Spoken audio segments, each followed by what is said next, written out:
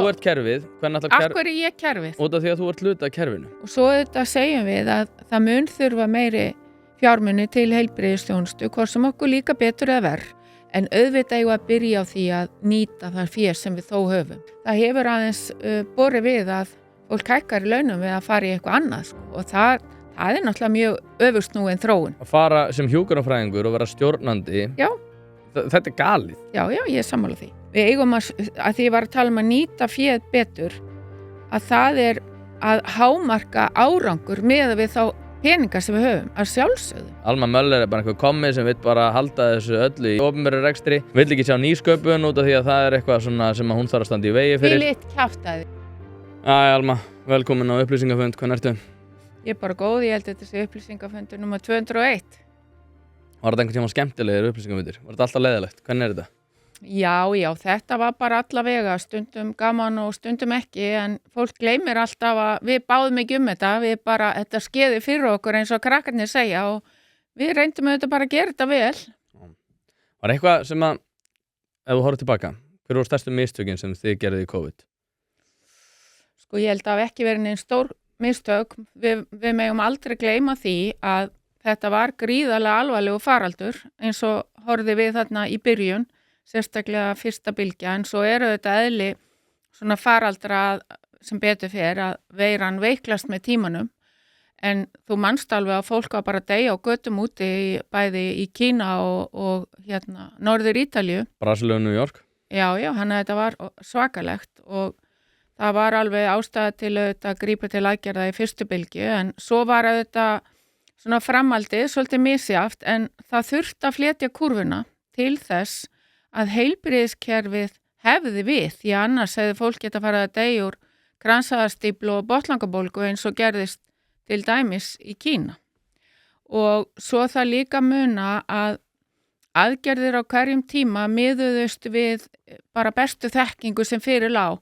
Það þýðir náttúrulega ekkert að fara að rýna í aðgerði með vitnesku sem kom eftir á skilurðu. Og ég hef heyrt fólk tala um alls konar hluti sem er ekkert réttir eins og hafi verið meiri aðgerði hér sem er bara rangt. Þú getur farið á Our World in Data og það til dæmis svona sóttvarna vísitala eða stöðull sem er bara hægt að bera saman löndin og til dæmis Svíþjóð og Danmörk voru með meiri aðgerðir en við og við vorum svona svipuð og svo Finnland og Noregur. Og vægari aðgerðir heldur en víðast hvar. Við lokuðum aldrei landamærum, við lokuðum skólum minna, það fjallu færri viðburði niður og náttúrulega voru við með þeim bestu þegar kemur að þessum umfram dauðsföllum. Það er bæði OECD-skýrsla og svo ný skýrsla í tímaritinu Lancet. En það sem ég hef heyrt gagnrýnt eru áhrif á efnahag og þar er náttúrulega aðrir sem að tóku ákvarðanir því að sóttvarnalæknir hann var hann auðvitað og ég veit þú hefur rætt við hann, en þegar í byrjun ágúst 2020 þegar önnur bylgjan er að fara í gang, þá ákallar hann ríkisstjórnina að ríkisstjórnin þurfi að meta aðra þætti en sóttvarnina sem var hans hlutverk. Þannig að ef að fólk vill ræða áhrif á efnahag, þá verður að ræða við ráðherrana sem voru í ríkisstjórninni og auðvitað hafði þetta áhrif á efnahaginn hjá okkur meira en annars staðar af því að á þessum tíma og er kannski er ferðamennskan nærri 40% af útflutningstekjum okkar og auðvitað kom ekki ferðamenn en það var fyrst og fremst að því að önnur lönd voru lokuð. Þannig að ég er alltaf jafn hissa þegar fólk, ég heyrði þið nú tala um þetta í einhverjum þætt á dögunum, áhrif á efnahag og vera skammast út í þríeyki sem að auðvitað hafði ekkert með þær ákvarðanir að gera. Sko ég skammast raunin ekki einu svona í út í þríeyki, ég held ég að vera nokkru sinnum sagt að ég held að þetta hafi verið ofmikil meðvirkna meðan almennings. Ég horfi á þetta sem svona ákveðin orwelliskan vanda þar sem að við vorum tilbúin til þess að lúta vilja stjórnvalda ofmiklum máta og það hafi ollið því að við vorum með kannski miklu meiri takmarkanir. Mér til dæmis að lagið kemur út þarna, góða ferð, algjör hryllingur að mínum mati. Ég hugsaði bara, hvað erum við að gera? Við erum að syngja og lofsyngja takmarkanir á frelsi og okkar eigin frelsi. og við erum í rauninni að þakka þeim sem eru að takmarka frelsi fyrir það að takmarka frelsi, ekki það að þurfti kannski ekki endilega að gera það, heldur meira bara að við séum komin að mjög varhugaverða breytið að vara það. Ég held aftur á móti, ég meina já, ég held að efnahagsstjórnin hafi verið hræðileg, ég held að sko eins og með Þórólf sem að ég náttúrulega fíla mjög mikið eins og hann veit sjálfur, að þá fannst mér þið kannski vega ykkar svona valda eins kannski þyngra heldur en að var grundvöldu fyrir. Ég held að til dæmis að þegar að Willum tekur við og þá var ákveðin pirringur sem maður nam í þríeykinu og því meðal annars, þar sem að þið voruð ákveðin svona pirruð yfir því að Willum væri að fara að létta af sóttvarnaaðgerðum til þess að bæta líf okkar og svo náttúrulega bara var þetta allt legt niður út af því við vorum búin að missa þetta algjörlega út í ruglið. Já, sko, þegar var hætt með aðgerðir, þá voru smitt 4500 á dag og vissulega var veiran orðin þannig að dánatíðni var hlutfallslega lág en það voru svo margir sem voru að smitast. Þannig að það auðvitað dóu flestir eftir að var létt og heilbrigðiskerfi barðist í bökkum bara næstum því út það ár. Við vorum ekkert pirruð yfir því en við sáum alveg að þetta yrði mjög erfitt og við báðum ekki nein völd eins og ég segi þetta, eins og krakkarnir segja, þetta bara skeði fyrir okkur.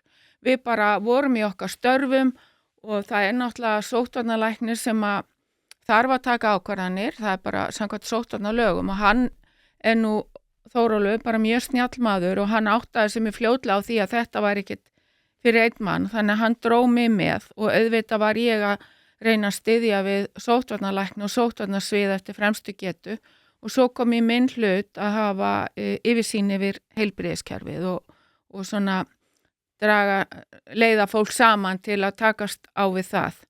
En ríkisstjórnin hefði algjörlega getað verið hann og gengið fram fyrir skjöldu og það reyndar gagnrýnt svolítið í skýrslu sem var gerð áfallastjórnun íslenskra stjórnvalda að þau skildi ekki stíga meira fram. Ég ætla svo sem ekki að hafa skoðun á því. Já, ég skal hafa skoðun á því út af því að mér varst bara stjórnvöld vera allt og meðvirk gagnvart því út af því ég menna eins og ég man eftir því þegar Þórólfur sagði, hann sagði líka um mér, hann sagði bíddu nú við þurfum líka að hugsa til þess að ég menna ég ekki sérfræðingur í hagfræði, ég ekki sérfræðingur þessu, ég þarf ekki. Það bara ekki hans hlutverk. Nei, ég sammála því sko, ég gagnrýndi þetta mjög sko, að stjórnvöld væri bara einhvern veginn að benda á ykkur og þegar við vugt en ég menna vandinn var líka samt sá að þegar að einhver var með einhvers konar athuganir gagnvart því að fara gegn þeim ráðleggingum sem að Þórólfur kom með, að þá namaður alveg svona nei, þið eruð ekki að fara að gera það, þið voru sko. Þú getur ekki bara sagt að þið hafi sjálfkrafa ekki verið einhvern veginn með vald og bara, ég var bara að segja að þetta eftir bestu getu út af því að þið voru með upplýsingum undir hverjum einasta degi. Þannig að þið voru með óskorðað vald. Það hefðu alveg fleiri geta komið á upplýsingafundi. Ráðherra koma á einn fund. Það var síðasti fundurinn í fyrstu bylgju.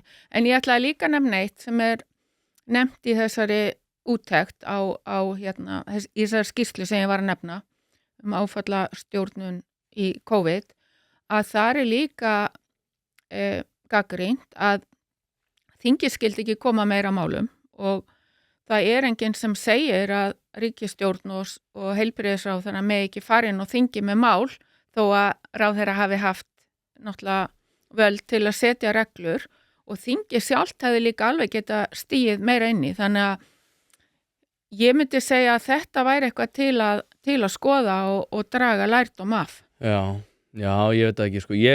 Fólk alltaf að tala um eitthvað, við þurfum að gera upp COVID, ég veit ekki hvað það þýðir. Við, að mínum mati, mistum ákveðið vit gagnvart í hvernig við horfum á frelsi borgara. Ég held að aðgerðir hefðu vissulega mátt vera meira valkvæðar. En það var kannski, og ég sagði þetta oft við Þórólfur og hann sagði, þá gengur þetta ekki upp út af því að þá fyrir fólk bara að gera eitthvað og eitthvað gerist. En ég aftur á móti tel að frelsi sé það mikilvægt að ég svolítið svona hefur séð Rocky 4 eða eitthvað. If he dies. Örugglega fyrir löngu. Já, ég hugsaði þetta svolítið þannig sko, að ég á að geta borið ábyrgð á því að ef ég fer í fallhlífastök og dey, þá það á mér en ég á aftur á móti að frelsi til þess að fara í fallhlífastök. En út af því. En bara frelsi. Ef það ef þitt frelsi kemur svo niður á öðrum, hvað finnst þér þá? Já, ég meina ef ég er að takmarka, ég meina þá hann með þá vitneskju að ef hann í nálægð við mikið af fólki sem að nýta sitt eigið frelsi, að þá hann augljóslega að setja sér ákveðna áhættu. Þannig að ég einhvern veginn í þessu tilviki sko að fólk hefði getað verið heima hjá sér og passað upp á bara smitvarnir 100% og það hefði val til þess. Okay. En aftur á móti þegar þú ert að segja bara, ég meina, en þitt frelsi til þess að fara út skerði frelsi annars til að fara út. En ég meina þá erum við með þá vitneskju að ef við báðum farum út, þá erum við mögulega að setja konan í áhættu út af þeim fyrirliggjandi áhættu sem liggur fyrir hjá okkur báðum. En sko, út af því að ég eins og segi, ég tala svo mikið COVID í COVID. Já, ég ætla bara til að klára þetta, fyrir út að segja taka út COVID, sko, það búið að gera fullt. Það til bara mjög mikið á gögnum á erlendum vettvangi með samanburði milli landa. Ég beitti mig fyrir því að við fórum yfir bara andlega líðan, bæði fullorðina og barna. Það þessi skýrsla sem ég nefndi áfallastjórnun, það áhrif á svona jaðarhópa, þannig að það mikið til.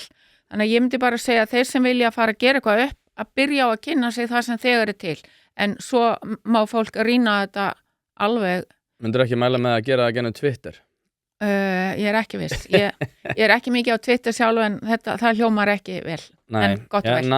Sko, en hugsa framtíðina út af því að það það sem að þú ert að fara að taka við. Þú sagði þetta áðan, ég ætla samt að bera upp þessu spurningu líka. Akkur kerfið sem búið að vera að halda niðri nýsköpun, halda niðri allri framþróun í heilbrigðiskerfinu, búin að vera að sinna öllu kerfinu í áraraðir. Í andskotanum ætlar kerfið að fara að laga kerfið þegar kerfið augljóslega með kerfislega takmarkanir sem að snúa því að það augljóslega ekki að fara að laga neitt. Sko, viltu orða spurninguna því að þetta var svo langt Þú ert kerfið. Af hverju ég kerfið? Út af því að þú ert hluti af kerfinu. Okay. Þú ert búin að vera landlæknir svo lengi. Ég er búin að vera landlæknir í 6 ár. Það gerir mig að betri kandidat til þess út af því að þekki kerfið, þá get ég laga kerfið. Sko, ég veit náttúrulega bara mjög margt sem að í kerfinu og mér fannst bara mjög skondið að heyra einhvern í vikunni í einhverjum umræðuþættinu tala að einhverjir sem í framboði væri embættismenn sem ætlaði að fara að verja kerfið.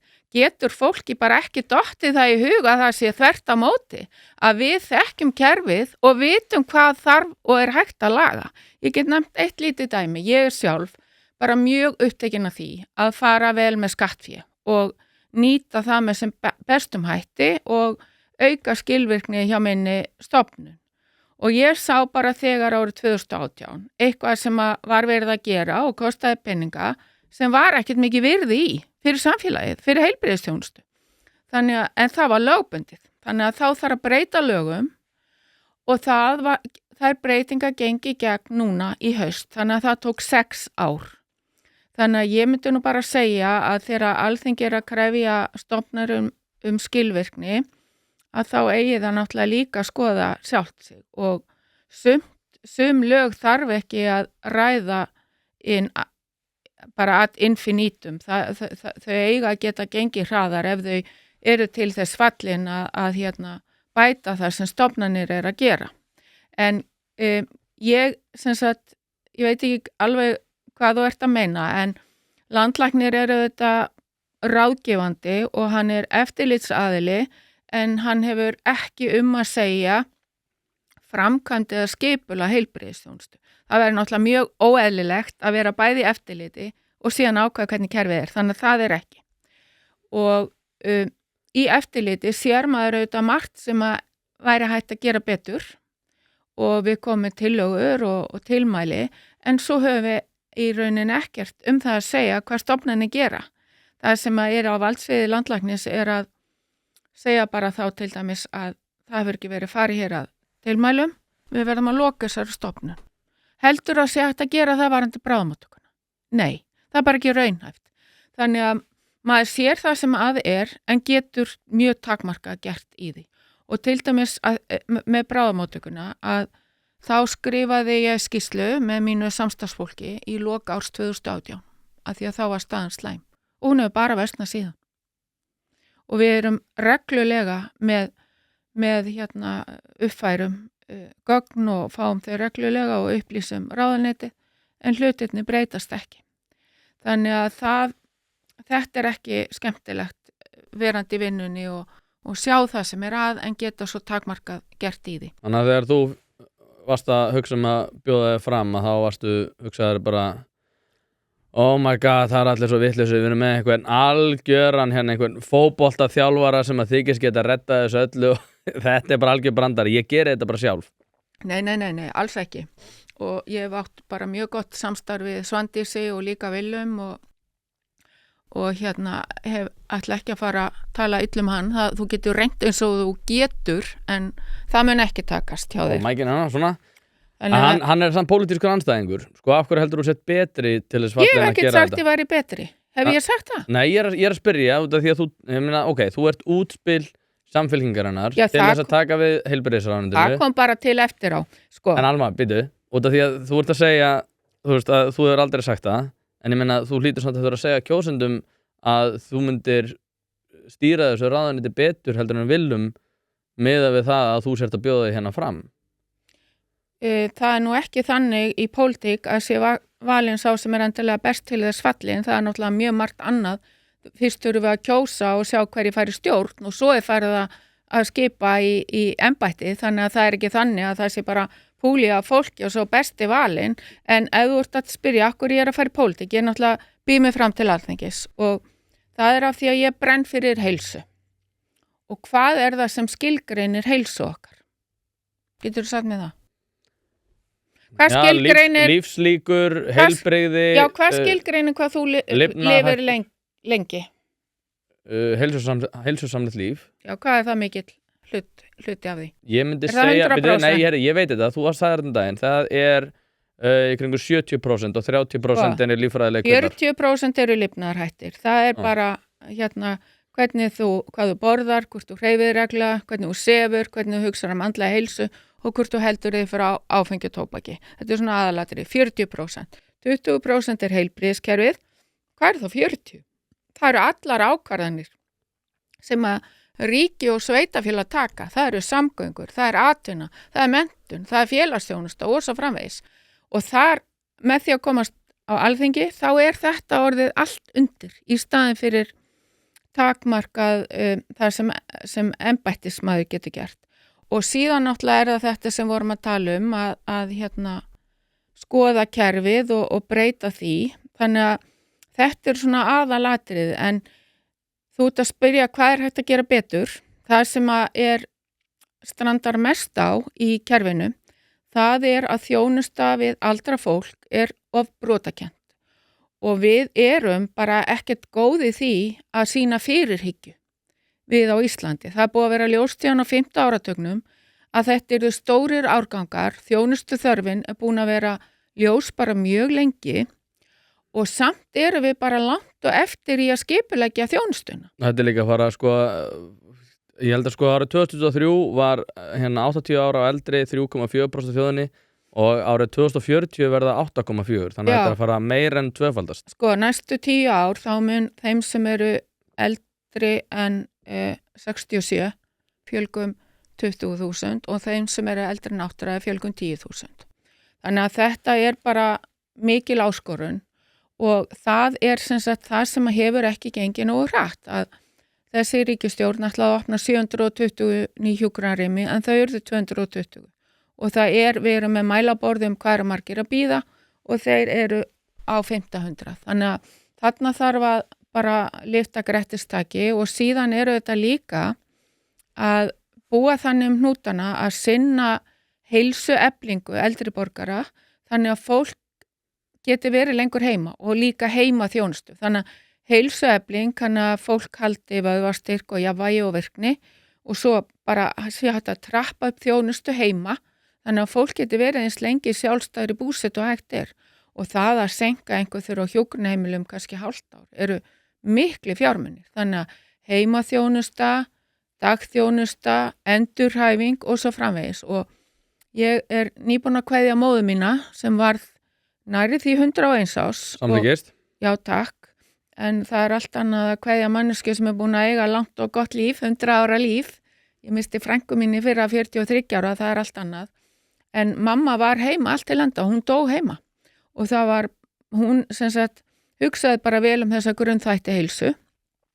Og svo smám saman var trappað upp í kringum hana, hún fór að fá meiri þjónustu heim og tókst að vera þar allt til enda. Og þetta náttúrulega ómetanlegt fyrir hana, hún vildi hafa það þannig, og fyrir okkur. Þannig að þetta eitthvað sem við þurfum að beina meira sjónum að. Hérna, út af þú talar þetta, búið rosalega mikið talað einkarekstur versus opinber rekstur. Hjúkrunarheimilin eru að stórum hluta í einkarekstri. Hvernig sérðu fyrir framhaldið? Út af því að, eins og ég segi, þú ert ekki að vera að segja hvað sem sett betri en viljum. En ég meina, stjórnmálamenn eru samt í þessu út af því að þeir telja sig vera fýsilegri kost fyrir þjóðina til þess að taka við einhverju embætti. Þannig að ég veit ekki hvað finnst annað heldur en á sett betri en viljum. En hérna, með tillit til þessa, tökum bara öldrunarþjónustuna. Einkarekstur og opinber rekstur. Hvernig sér þetta fyrir þér? Já, við erum hérna í okkar plani öruggsskref í heilbrigðis- og öldrunarþjónustu. Þá stendur auðvitað að við erum bara hlynnt þessum blandaða rekstri. Og rekstraformið auðvitað ekki aðalatriðið, heldur að fólk fái þjónustu. Það hef ég líka sagt sem landlæknir. En grunnurinn auðvitað að almenningur vill sterkt opinbert heilbrigðiskerfi. 80% vilja ríkir ekki spítala, 70% vilja ríkir ekki heilsugæslur og 60% að ríkir ekki hjúkrunarheimili. En það ekki ætlun að taka neina kollsteypur, þannig að ég sé þetta bara byggjast áfram eins og verið hefur, og það eru auðvitað einkaaðilar í þessum rekstri sem eru að veita alveg frábæra þjónustu og kunna þetta út og inn. Þannig að það engin ástæða til að fara að grípa eitthvað inn í þar. En almennt bara einkarekstur, þá það sem skiptir máli að þetta hann sé á forsendum almannaheilla, og það eru kostur og galla við hann, og það eru ákveðna forsendur sem þurfa að vera til staðar, og forsendurnar eru þetta bara mat á þörf og kröfur og eftirlit með þjónustu. Kostirnir eru þetta að þetta getur bara aukið aðgengi, létt álagi af opinberum stofnunum, og eru þetta valfrelsi fyrir starfsfólk, við skulum ekki gleyma mikilvægi þess. En gallarnir geta verið að ef þetta sérhæfð þjónusta, þá getur það grafið undan opinberu þjónustunni. Ef til dæmis eitthvað mjög sérhæft að fara út af Landspítala, þá getur hans staðið veikar eftir, og það nú til þess tekið með þess að í reglugerð að þetta megi ekki gerast. Síðan verðum við líka að passa að dreif ekki verkefnum á mikið í svona litlu landi, þá auðvitað ekki við til dæmis hjúkrunarþjónustu, því að hún er það algeng. Og síðan það líka að bara ójöfnur geta aukist ef er mikill einkarekstur og eitthvað fleira sem ég að gleyma, en aðalatriði bara að þetta gert á forsendum almannahags. Og ég hef sjálf sagt í mínum skýrslum að þegar biðlistar voru langir í ákveðnum greinum, að ef að ríki getur ekki sinnt þjónustunni, þá verði að fá aðra aðila borðinu. Og það var til dæmis, segjum bara í liðskiptaaðgerðum, þá var búið að fara yfir allt sem hægt var að gera, straumlínulaga þjónustu á þessum spítölum, Landspítala, Akranes og Akureyri, og það var ekki hægt að ná meiri út, það vantaði skurðstofupláss og fleira. Og þá þetta sem sagt boðið út. Já, og en þá það bara náttúrulega þessar kröfur og þetta eftirlit. Já, það hefur náttúrulega verið gerðar. Ég meina, hvað voru 700 liðskiptaaðgerðir sem voru boðnar út í fyrra. Svo hefur líka verið náttúrulega forstöðugildum á Landspítala sagt upp. Það hefur verið ákveðnar Hvað sagðirðu forstöðugildum? Það voru 16 forstöðumenn á Landspítalanum sem voru yfir deildunum. Inn í stað þeirra þá kom inn einhver svona talsmaður deildana. Þannig að það að segja að var starfandi aðili að með skilst. En sko út af því að farum okkur bara kannski aðeins yfir á Landspítala núna til þessa. Ég talaði við Jón Ívar Einarsson fyrir ekki svo löngu sem með svona endometrósu, maður getur aldrei sagt þetta rétt. Endometriósu. Já, það og sérfræðingur á því sviði og átti svolítið erfitt uppdrátta með að koma með sína sérþekkingu til Íslands út af því að hann var náttúrulega mjög Já, hafði hátt í COVID aðgerðir stjórnvalda og svona ekki öllum til ánægju og eftir að Willum kom með svona sína hugmyndafræðum það ætti að útvista þeim svona aðgerðum sem að útvista væri hægt, sérstaklega þeim svona einföldu aðgerðunum, að þá horfið þetta til betri vegar og núna erum við með á Landspítalanum ennþá mjög mikið af svona einföldum aðgerðum sem að krefjast vissulega sérþekkingu en aftur á móti eitthvað sem að væri kannski betur til þess fallir að vera sinnt á klíníku og eitthvað og öðru þvíum líku. Með svona annarstigs og þriðastigs þá ég svona sammálaður að það kannski betra að hafa það á Landspítalanum út af því að við viljum ekki vera að hafa svona spekileika út úr spítalanum. En finnst þér og svona sem heilbrigðisráðherra myndirðu leggja mikið kapp á það að útvista meira af þessum svona fyrsta stigs heilbrigðisþjónustu og svona greiningavinnu?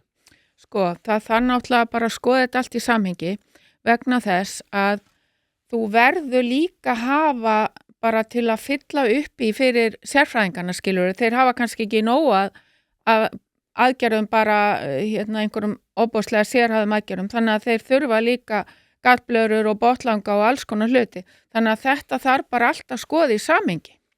Og auðvitað á að leggja áherslu á það að sérhæð þjónusta sé á spítalanum en það auðvitað meira bara samráð í spítalan hvað fer út og það finnst mér til fyrirmyndar. En núna sko út af því að spítalinn búin að vera, hvað ég að segja, það sílóismi sem að Runólfur Pálsson sagði í viðtali við mig þegar ég gerði ritgerðina mína, hann sagði bara að það mjög mikill sílóismi þar sem að deildirnar að reyna að hugsa meira hagsmuni deildanna og það rosalega erfitt að vinda ofan að því. Sko, núna þegar við erum með Landspítalann eins og hann finnst þér að við þurfum einhvern veginn sko að búa þannig hnútana að þeir séu með meiri kannski árangurstengingar? Núna til með stéttarfélögin mikið búin að vera leggja kapp á það að svona verja lægsta samnefnaran. Hjúkrunarfræðingar náttúrulega mikið að fara á klínikinn út af því að það meiri starfsánægja þar og það meira upp úr því að hafa að mæti vinnuna. Aukin kulnun Landspítala sem jókst 20% á árunum 2022-2023.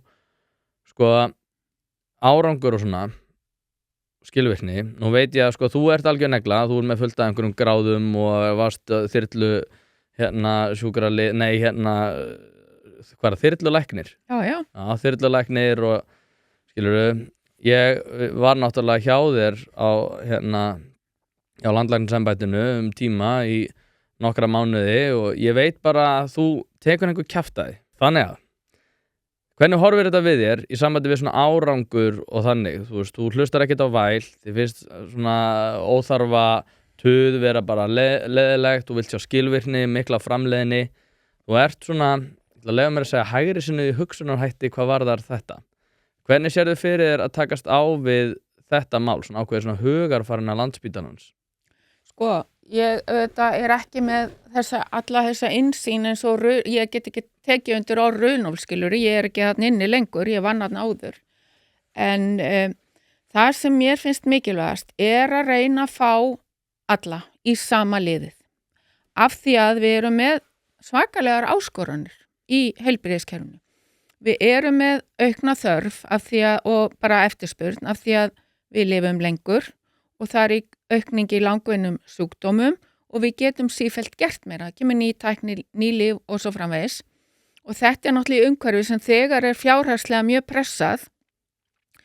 Svo í ofanálag þá bætist að okkur vantar heilbrigðisstarfsfólk og það ekki að fara að batna á næstu árum skiluru, frekar á hinvegin. Svo eru risavaxnar áskoranir eins og sýklalyfjaónæmi, eins og áhrif loftslagsbreytinga á heilsu. Þannig að þetta eru bara miklar áskoranir.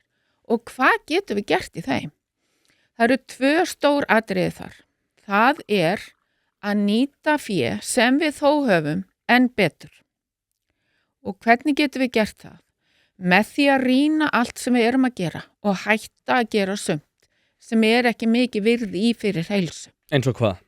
Það geta verið ákveðnar aðgerðir, það geta verið ákveðnar rannsóknaraðferðir sem það sem önnur einfaldari bara jafngóð. Þannig að þú ert að tala um útvistun innan heilbrigðiskerfisins? Nei, ég að tala um að rýna áfram allt sem við erum að gera, eitthvað sem við erum að gera sem við ættum ekki að vera að gera og eitthvað sem við ættum að vera að gera sem við erum ekki að gera. Þetta á maður bara alltaf að vera að hugsa Þannig að nýta peningana betur og þar kemur líka inn í nýsköpun og nú ætla ég þvílíkt að mótmæla að það sé einhverja standi vegi fyrir nýsköpun, þvílíkt kjaftaði við. Það tók bara 20 mínútur. Við getum bara tekið þá eftir. Já, þannig að númer 1 að fara betur með fé og það til dæmis vond nýting á fé að hafa á hverjum tíma 100 manns að bíða inn á bráðaspítala, inn á Landspítala og Sjúkrahúsinu á Akureyri eftir hjúkrunarrými. Það bara á annan milljarð kostnaður því ári fyrir utan áhrif á lífsgæði þessa fólk sem eru ekki góð því að þú tapar færni, það ekki hægt að sinna fólki eins vel á bráðalegudeild og það auðvitað hindra spítalan í að sinna sínu kjarnahlutverki sérhæfri þjónustu. Þannig númer 1, það að rýna alla starfsemi og hætta sömu og gera sumt öðruvísi og auðvitað að beita nýsköpun. Síðan hitt, stóra atriði, það lýðheilsa. Það að efla lýðheilsu, bæta heilsu okkar í grunninn með heilsueflingu og forvörnum til að reyna að senka þörf fyrir þjónustu eða koma í veg fyrir hana. Og það eru þessi sömu áhættu þættir fyrir öllum þessum langvinnu sjúkdómum og það margt sem ríki getur gert þar. Þannig að þar tvennt að fara í grunninn, leggja áherslu á hreyfingu, næringu, svefn, andlega líðan og halda okkur frá áfengi og tóbaki. Og það líka þar nýsköpun að fara til framtíðar og nota erfðaupplýsingar, nota gervigreind, nota það sem við kallum atferlisvísindi því að mjög margt sem snýra heilsu okkar hefur með ákvarðanir að gera. Þannig að þetta eru 2 risastór mál og þú ert að tala hvernig við fáum fólk á mismunandi deildum til að vinna saman. Ég vil reyna að fá fólk til að opna augun fyrir því að þetta sameiginlegt verkefni okkar að stuðla heilsu og reka skilvirka heilbrigðisþjónustu og við verðum öll að vinna saman. Hvað finnst þér svona umræðu fitufordóma? Svona heilt yfir? Því að það hefur verið mikið til umræðu.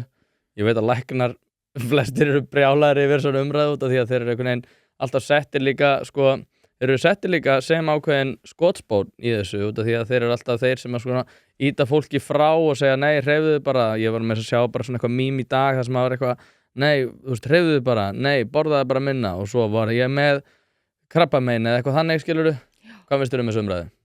Já, mér finnst hún nú ekki alltaf góð vegna þess að til dæmis offita, að það bara að koma fram ný þekking og þetta ekki bara debit og kredit, þetta ekki bara að segja þeir að borða minna og hreyfa þeir meira. Þetta miklu flóknara en það og þetta langvinnur efnaskipta sjúkdómur þannig að það ósanngjarnt gagnvart mjög mörgum þessi nálgun.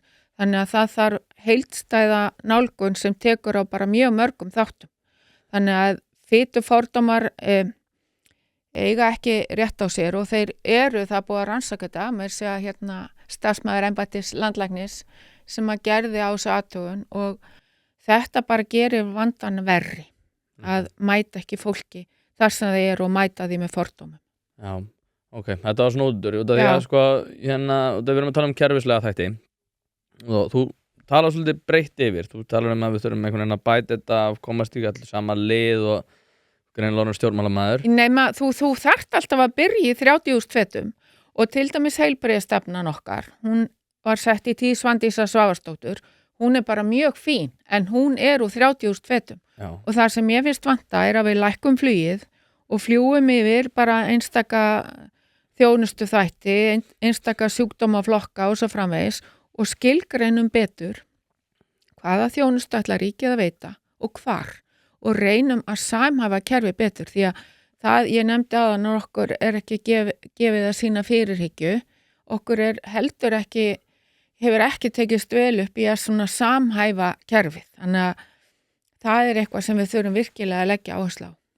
Já, ég eiginlega samt ósammálaði, Ég held að kerfislegir þættir það fínt að skoða áhrif mismunandi ákvarðana með 30 svetum en aftur á móti til þess að bæta kerfið og það að oftast þetta þannig og skilvirkustu leiðina til þess að bæta stór kerfi að tweaka eða að breyta litlum einingum svo aðrar þjónusteiningar byrja að haga sér öðruvísi. En það var það sem ég var að segja, Nú, ok, come on. ok, já, ég Ég veit var að að þú varst að segja- tala um að lækka flugi. Ég var að tala um að lækka flugið Ég er einmitt að til tala að um- gera þetta. Ég er að tala um að byrja í rótunum. Já, þú Við erum ekki á neinu flugi, sko. En ok, við erum í einhverju Ég sagði bullmyndmáli. að heilbrigðisstefnan er úr 30 fetum. Við þurfum að vinna í lágfluginu. Ok, Já. þá erum við örugglega að segja sama. Svona nokkuð. Nokkuð veginn. Eitt af þeim vandamálum, þú náttúrulega þekkir þetta kjarasamningu 2019 og þá var svona barist fyrir því að hjúkrunarfræðingar og ég meina allir þessi lífskjarasamningar er alltaf verið að segja eitthvað að þetta hafi verið gert fyrir Eflingu og allir samningarnir voru gerðir fyrir hjúkrunarfræðinga. Þeir voru gerðir fyrir hjúkrunarfræðinga og allir aðrir inn á velferðarsviði Reykjavíkurborgar og annars staðar þurftu að lúta þessu út af því að hjúkrunarfræðingar voru ekki að skrá sig í 100% vinnu. Þetta voru allir því svolítið að eins og á Landspítalanum þá ertu eiginlega krafin til þess að vera í 100% vinnu og það eru margir læknar sem hafa kvartað við því að þeir get ekki verið að vinna á klínikinu og skeru upp á eftirmiðdegi út af því að þeir þurfa að vera í 100% vinnu á Landspítalanum og þetta hefur verið svona ákveðin vandi innan kerfisins að læknar þurfa alltaf að velja á milli kerfa í staðin fyrir að geta valið að vinna í báðum eins og hjúkrunarfræðingar gera svolítið en er svona aðeins meiri hvati að gera það ekki núna. Þarf ekki að vinda ofan af þessu? Viljum við ekki nýta út af þú talaður að vantar mannafla í heilbrigðiskerfið? Það eru heilbrigðir starfsmenn og læknar meðal annars sem að koma inn í þrönga launatöflu og er ekki kannski metnir eftir getu. Þarf ekki að vinda ofan af þessu að í rauninni við treystum stjórnendur Landspítalans til þess að ráða inn fólk eftir getu frekar heldur en að vera alltaf að hugsa þrönga launatöflu til þess einmitt að þeir geti verið að hoppa á milli kerfa þannig að við hámörkum nýtingu á þessu mannafla. Sko, Þú þekkir þessu umræðu? Já, en ég er náttúrulega ekki aðilaðinni sem landlækni, ég kem ekkert að kjörum og kjarasamningum og svoleiðis, en þetta er bara misjafnt líka eftir greinum, að sumstaðir er kannski betra bara að fólk sé í fullu starfi og á spítalanum, en svo getur verið aðra sérgreina þar sem það er bara beinleinis óhagkvæmt til þess að geta haft fólk á vöktum og annað, þá þarftu fleiri í púlíuna. Og mér finnst auðvitað bara Landspítali að fá að ráða þessu sjálfur, hvernig hann skipuleggur sína þjónustu og ræður inn fólk, þannig að það nýtist sem best. En það er ekki að nýta sem best út af þeim, þetta er náttúrulega, sko, Landspítalinn er ekki eins og endilega ákveð, þetta er líka kjarasamningarnir út af því að það er náttúrulega verið að reyna að passa upp á það að hjúkrunarfræðingar sé ekki skrá sig í 50% starf til þess að taka 50% á móti í yfirvinnu, en það aftur á móti afleiðing að því er að þeir eru þá ólíklegri til þess að vera á öðrum þjónusteiningu líka að sinna heilbrigðisþjónustu. Þannig að það er ákveðin svona sem hefur náttúrulega verið frá stéttarfélagunum sem að byggja á því að við erum komin í svona dogma þar sem er bara nei, við viljum bara einkarekstur. Þetta er svolítið svona eins og Svandís Svavarsdóttir hefur hugsað heilbrigðisstefnuna núna eftir að hún byrjaði í kosningabaráttu er bara nei, þetta verður opinber rekstur, sama hvað okkur finnst. Og ég held að það sé leið til ákveðna glötunar í þessum efnum, sérstaklega þegar áskorunar eru miklar og við erum búin að vera að fara yfir hérna. Já, ég er, eins og við vorum búin að ræða, þarf þetta bara blanda kerfi, en það sem ég finnst kannski að ég út að tala um kjarasamninga sem að ég hef svo sem ekki engin aðilega, þá finnst mér að það þurfi að verðlauna og umbuna betur fyrir sjúklingavinnuna, fyrir þyngstu störfin sem eru að sinna sjúklingum og ganga vaktir því að það hefur aðeins borið við að fólk hækkar í launum við að fara í eitthvað annað sko. Og það er náttúrulega mjög öfugsnúin þróun. Að fara sem hjúkrunarfræðingur og vera stjórnandi, þetta er galið. Já, ég er sammála því. Ok, förum aðeins út af því núna erum við komin í hot water, ég vil halda þér hérna. Sko, þetta er út af því að ég er búin að vera að fjalla mikið DRG-kerfið, þar sem er svona árangurstenging. Já, við byrjum þar, auðvitað á árangur og gæði að vera alltaf í forgrunni. Þú veist, við eigum að því ég var að tala um að nýta féð betur, að það er að hámarka árangur með við þá peningar sem við höfum, að sjálfsögðu. Höfum við eitthvað að gera við hjúkrunarfræði einhverju mikilli pappírsvinnu? Eitthvað, já, en ekki að mikið og raunber vitni? Sennilega ekki. Það hefur sennilega flætt og mikið út úr klínisku vinnunni yfir í annað og auðvitað þarf maður bara alltaf að vera að hugsa virði af því sem við erum að gera. Árangur deilt með fjármunum eða gæði deilt með sóun.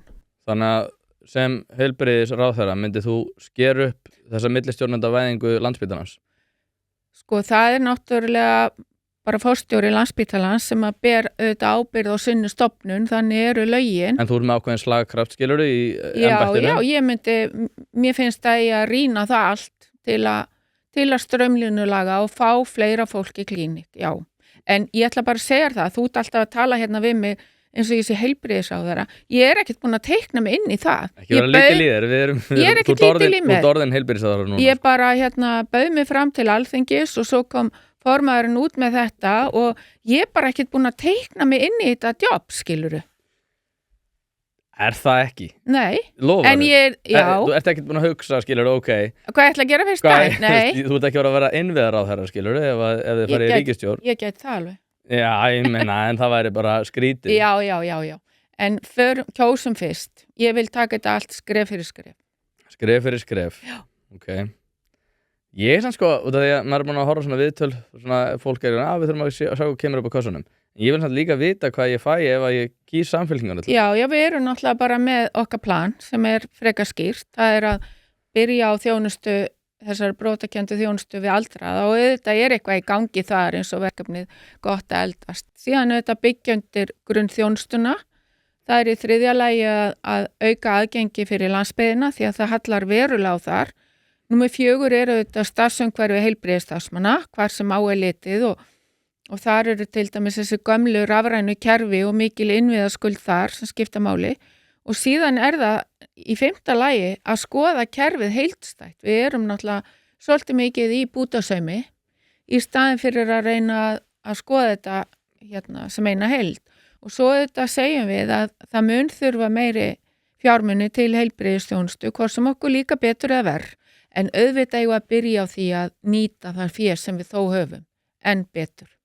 Þannig að við erum með þessi 5 markmið og síðan auðvitað ég sem sérfræðingur, ég þetta svæfinga- og gjörgæslulæknir í grunninn, en ég líka búin að læra lýðheilsu og þar finnst mér við verða að fara að taka skrefið að einblína meira á lýðheilsu. Það bara engin leið til framtíðar önnur.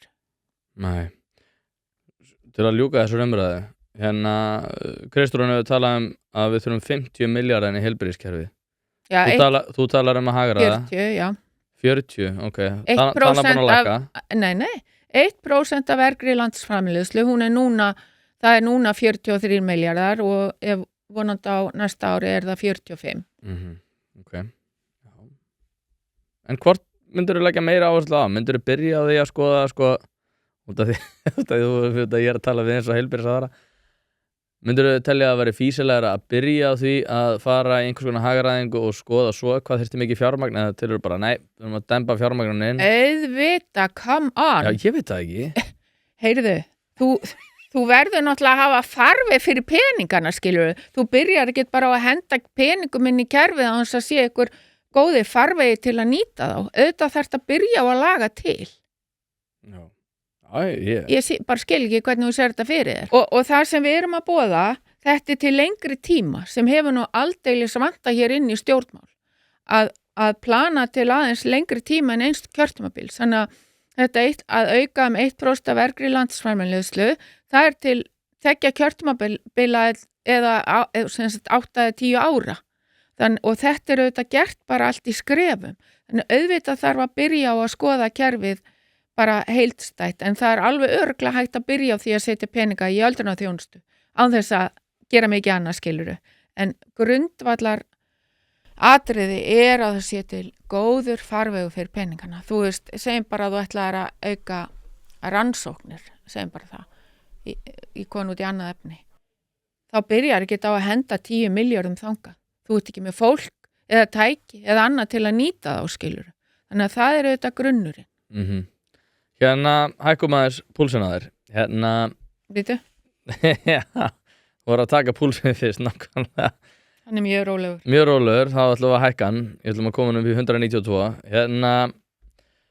Sko, nú var ég að ræða mannesku sem í nýsköpun í heilbrigðisþjónustu. Hún sagði Alma Möller. Hver það? Ég ætla ekki að segja það. Ok. Alma Möller búin að standa í vegi fyrir nýsköpun í gríð og erg og ég aldrei að fara að treysta henni fyrir því að takast á við þennan vandan sem snýra heilbrigðiskerfinu út af því að hún svo bara og hún sagði þetta ekki, en ég ætla að segja þetta. Alma Möller bara einhver kommi sem vill bara halda þessu öllu í opinberu rekstri, vill ekki sjá nýsköpun út af því að það eitthvað svona sem að hún þarf að standa í vegi fyrir. Þvílíkt kjaftaði. Já, ég veit það.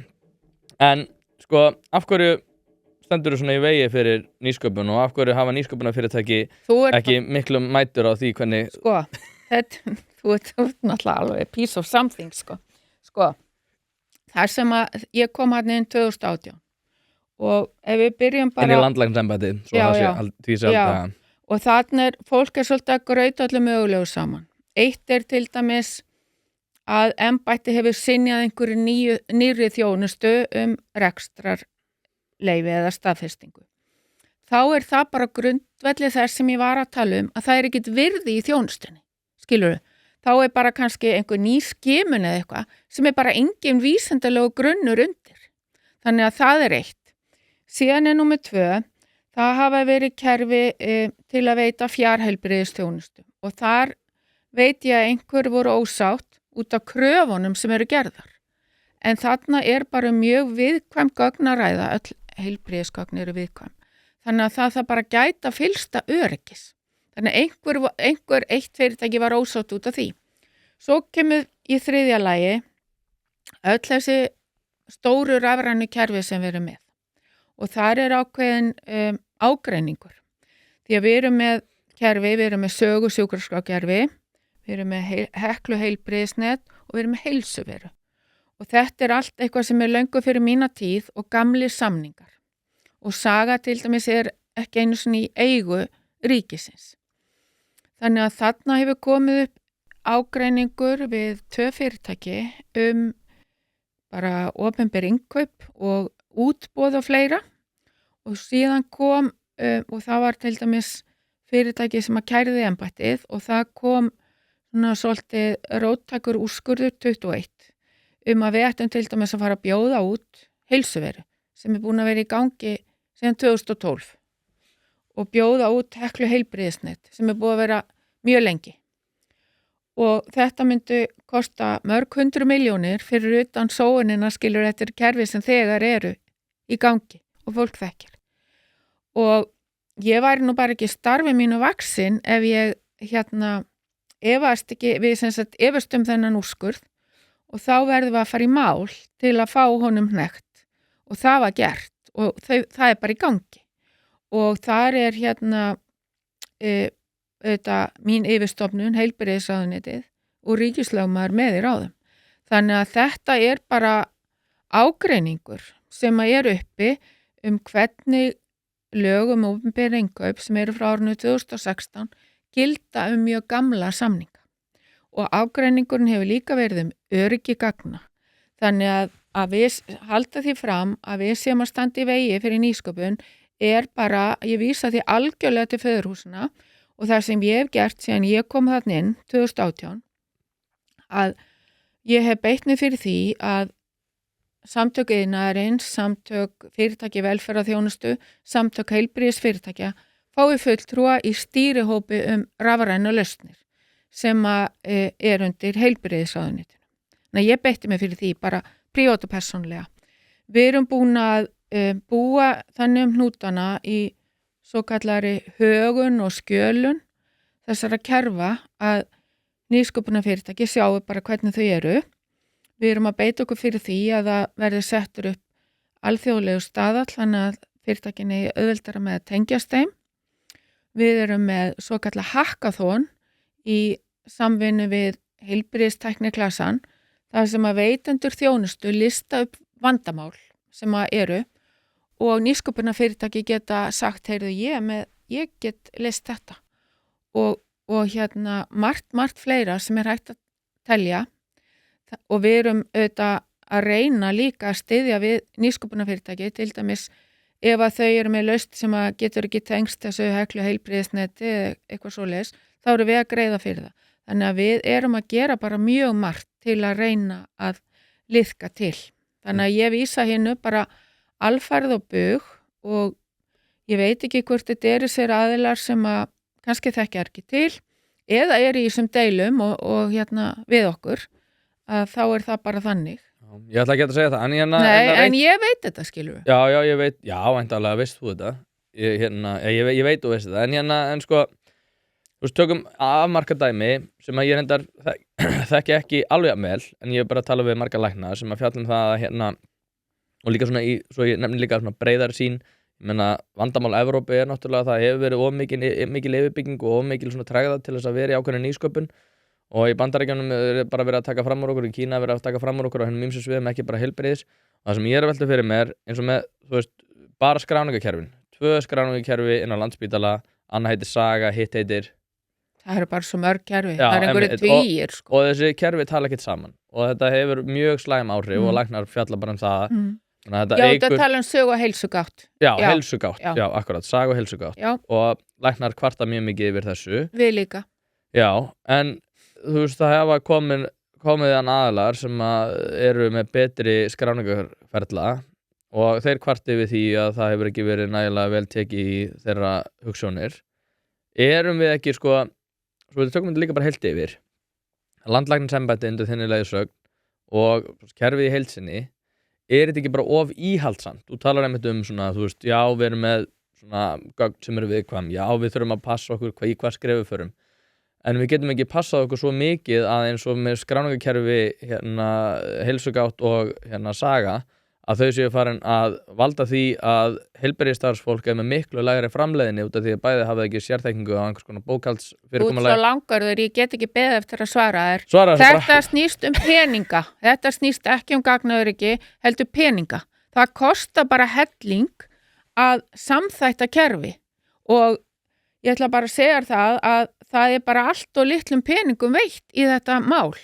Þegar ég var stjórnandi á Landspítala þá var búið að kanna til dæmis hvað myndi kosta að taka upp eitt svona samræmt sjúkraskrárkerfi. Og árið 2011-12 var ég kölluð og fund út af því. Og hver heldur að verðmiðin hafi verið þá? Giskaðu. Ég bara hef ekki einu svona glóru. Milljarður. Það voru 13 milljarðar þá. Það er örugglega á núvirði myndi ég giska á 20 eða meira.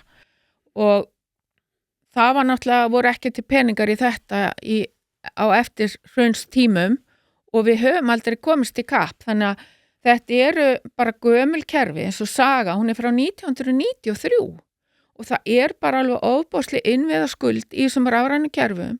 Það er bara mjög dýrt og flókið að samþætta þau og það eru bara og fáir aðilar og of litli peningar í því. Það er bara, það er engin tregða hjá okkur. Þetta er bara snýst að það er ekki nægir resúrsar í þessu og ég er nú starfsmaður hjá mér sem er í þessum rafrænu kerfum sem er búin að vera í þessu bara, ég hef nú oft sagt síðan 1800 eitthvað, en hann er bara búin að þekkir þetta allt út og inn og það er engin tregða, það er engin fyrirstað. Þetta snýst mannafla og peninga. Út svo intimidating, ég þóra vel að taka orðið upp aftur hérna. Þú ert að leiðin í bjór og þú ert að velja með 2 einstaklinga. Ok. Og þú skilur einn eftir heima, sárt ennið, og einn fær að fara með þér á skrallið. Ok. Sigurður Ingi eða Björn Leví? Sko, ég er ekkert mjög hrifin af bjór. Gæti maður að fengja eitthvað annað? Já, þið eru á leiðinni í kokteil bara drikk eða kokteil. Sigurður Ingi og Björn Leví. Sko, ég hef nú aðeins kynst Birni Leví en ekki Sigurð Inga, þannig að ég myndi velja Sigurð Inga. Maður er alltaf að velja þann sem maður kannski þekki minna. Bergþór Óla eða Gunnar Smári? Ég hugsa Gunnar Smári, ég held að sé ógeðslega gaman að tala við hann. Það er vinstra hjarta að slá hana? Ég er með alveg bara hjarta út allt, sko. Veistu það, þetta vinstra hægri, þetta á ekkert svo lengur við. Við þurfum að verða miklu bara pragmatískari. Við erum með vandamál sem við þurfum að leysa og vinstra og hægri er ekkert endilega svarið. eins og Sigmundur Davíð segir. Hvað segir hann? Þetta? Já. Bara vera raunsæi. Raunsæi?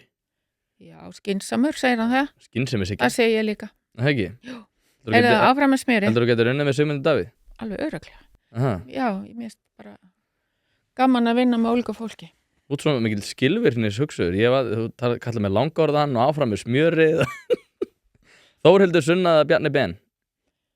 Sko, ég hef kynst svolítið Þórhildi Sunnu. Ég þekki Bjarni Ben ekki mikið, þannig að Bjarni Ben. Bjarni Ben. Þórólfur eða Víðir? báðir, ég ger ekki upp á milli Nei, þeirra. jú, verður að gera það. Þú veist að Víðir með þeir í... Já, það er Víðir. Já. Skilja Þórul eftir heima? Já. Hann er líka bara nóg að gera. Að spila í hljónsveitum og allavega. Brynjar Níelsson eða Snorri Másson? Ég hugsa Brynjar Níelsson. Ég held að það sé svona fyndnari. Það er Snorri Másson? Já. Það er hann sé leiðilegur? Nei, það sagði ég ekki. Örugglega, fríðistrengur líka.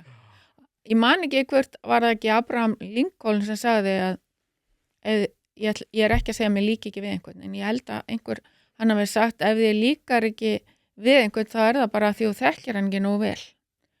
Og það er nefnilega málið sem að margir grifja sem margir falla í að vera með einhverja first impression. Það er bara ekki rétt á sig. Þau eru að fara að tala við fólk, þá er það bara 99,9% mjög skemmtilegt. Já. George Orwell sagði að þetta var einmitt vandinn og hann sagði að þú ættir ekki einmitt að kynnast fólki sem þú getur þurft að fjallum út af því að þið myndir örugglega líka vel við og þá verður ég verið í stakk búin til þess að fjallum það. Ég upplifði það alveg í podcastinu sko, þegar maður hitti fólk það er svona, ég var að lenda í því sko að vera að fjalla fólk sem ég hef tekið viðtal við og þá er maður alveg svona, það er aðeins erfiðar út af því að maður það kannski verið mjög gagnrýninn sko, en maður bara venst því. Maður á bara að vera sanngjarn. Já, sjálfsögðu. Líka, já. Heyrðu. Áfram með smjörið. On we go. Runólfur Pálsson eða Willum Þór? Já, ég hef náttúrulega bara við Runólfur höfum talað svo mikið saman. Ég man eftir okkur inn á gjörgæslu þar sem ég var yfirlæknir og hann var yfirlæknir nýrnalækninga. Einhvern tímann skömmu eftir hrun og við vorum að pæli hvernig kerfið myndi þróast og það hefur allt gengið eftir sem við vorum að ræða. Ég ætla að segja Willum Þór. Willum Þór. Já. Ég hef aldrei drukkið bjór með hann. Nei, heldur þessi skemmtilegur í bjór? Örugglega. Já, hann er náttúrulega fótboltaþjálfari sko. Jú. Þeir hrynja oft hressilega í það sko. Já, þú meinar. En ég veit ekkert hvort að Willum Þór gera það sko. En hann myndi tala að við varum teimið á baku teimið og eitthvað svona? Teimið á baku teimið. Hann segir það. Að þessi teimið á baku teimið? Já. Hvað meinar hann með því? Já, teimið er náttúrulega bara heilbrigðisstarfsfólkið og svo erum við teimið á baku teimið. Já. Hérna, sko, þið eru að dæla í skoðunum, en þið eru samt ennþá að mælast stæst. Þú ert líklegust, ef það verður svona sett á bet síðu, þá verður svona, hver verður næsti heilbrigðisráðherra þeirra, þá verður þú með svona stöðlun 1,8 eitthvað leiðis. Ég kann ekki með það. Nei, ég veit að það er allavega líklegt. Hvernig sér þetta fyrir þér? Hvernig ætlaði að spila þetta? Af hverju ætti fólk að kjósa þig? Hvað er með smá frambóðsræði fyrir mig? Sko, ég er náttúrulega með mikla menntun, bæði á sviði heilbrigðisþjónustu og lýðheilsu og stjórnsýslu líka og reynslu og ég hef yfirsýn yfir kerfið þannig að það mun ekki taka mig langan tíma að setja mig inn í mál. Auðvitað veit ég ekkert allt sem unnið er að í ráðuneytinu en ég er því fljót að komast inn í það og ég er þannig að auðvitað verður haldið áfram með góð verkefni sem er í gangi en kannski þarf að byrja með einhver ný og almennt finnst mér bara við þurfum að hreyfa okkur hraðar af því að hluti bara samfélagið breytist mjög hratt að þá verðum við að bara hreyfa okkur hraðar eins og ég segi, við erum búin að greina mjög margt, við þurfum að framkvæma meira og Samfylkingin er auðvitað svo flokkur sem er með langmesta áherslu á heilbrigðismál.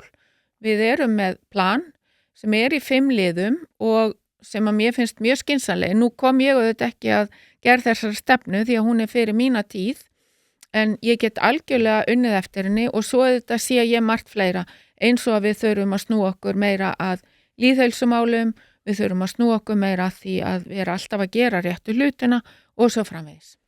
Hefur þú séð þættir sem heita Entourage sem er svona Hollywood stjörnu sem er að lenda svona í þessum hlutum? Nei, þú er ekki séð það. Það er allavega eitt atriði sem ég man eftir mjög langt sem ég sá þessu þætti. Það er hérna maður sem heitir Ari Gold minnum mig. Hann mæti með paintballbyssu inn í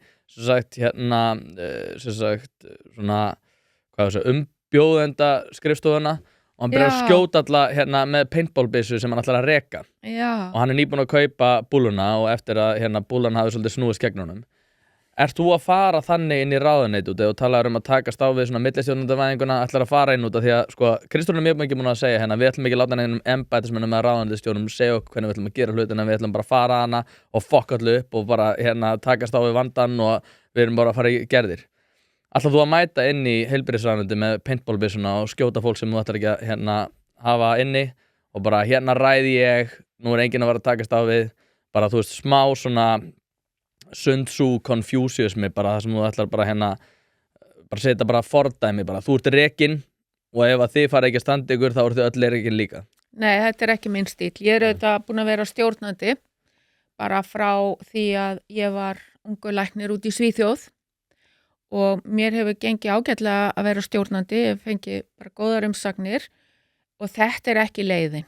Þú þarft að koma inn, þú þarft að þreifa á því sem verið er að gera, þú þarft að leggja á borðið það sem þú vilt gera og heyra hvernig það fer í fólk. Þú byrja náttúrulega á því og þú þarft að viðhalda orku og starfsánægju hjá fólki og þú gerir það ekki með því að koma inn og skjóta það með paintball. Nei. Ég var að vonast til að fá já við þessu svari. Ja, nei, við þessari spurningu. Hérna, Alma Möller, gangið vel. Takk, ætlar ekki að kjósa okkur? Ég er ekki búin að, sko, ég er búin að gera upp hug minn, eiginlega. Já. Og hérna, nei, ég er ekki að hallast þig ykkur. Ég hérna var spurður á samfélkingamanni daginn, hérna, svona, Tóti, hvað þarf að gerast til þess að, hérna, að þú, hérna, komir til svona, ekki til liðs við okkur, en sagði svona, þú veist, til liðs við okkur, og náttúrulega ekki. Og spurning. Og hérna, og ég sagði við hann, sko, ef að þið breytið þannig til að ég verið sannfærður að kjósa ykkur, að þá munið þið missa miklu fleiri atkvæði heldur en að græði. Og það er ég er bara svona, þú veist, ég er bara smá frjálsökjubibbi. Já. Ég er með bara svona sín sem að ég er ekkert öllum, þú veist, ég er ekkert allara, sko. Nei. Þannig að ég var líka að spyrja hvort ég fær ekki stjórnmál. Mér langar ekki stjórnmál út af því að ég er ekkert eitthvað upptekinn að því að fólki líka vel við mig. Nei. Ég er ekkert upptekinn að því einhvern veginn svona, hvað vil ég gera fyrir kjósandi? Ég er bara með þessar skoðanir, mér er drullur sama hvað ykkur finnst. Og þú veist eins og í COVID þá upplýði það bara að ég er bara pínu þannig að þegar öllum finnst eitthvað þá ég kalla Tóti á móti í vinnunni. Já. Þannig að Hvað er þetta að vinna? Ég er að vinna á sambýli fyrir falla. Já, já. Og hérna, og það veldur því svolítið að ég held ég sé bara ekkert fýsilegur kostur í stjórnmál og það er svona held ég sé ekkert fýsilegur kostur til þess að eldast við sem kjósanda, sko. Það er samt rosa gott að fá svona raddir því að þær geta bæði hjálpa manni að kannski skipta aðeins kúrs eða forhert mann í því, skilur, sem manni finnst.